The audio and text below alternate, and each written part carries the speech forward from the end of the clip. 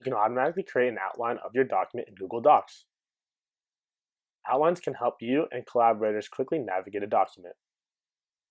To see the outline, first click the View menu. Next, click Show Document Outline. In the sidebar, headings in your document form the structure of your outline. Each heading links to the corresponding point in your document. To go to a specific point in your document, click a heading in the outline. Let's show you how it works. We'll enter some text to use in this example. Currently, this text is in the normal text format. Because we aren't using a heading format, there's nothing in the outline. If we enter text using heading 1, the same text is added to the outline. To remove an item from the outline, next to its name, click Remove from Outline. If you remove a heading from the outline, it does not affect the heading structure of your document or remove the text from the document.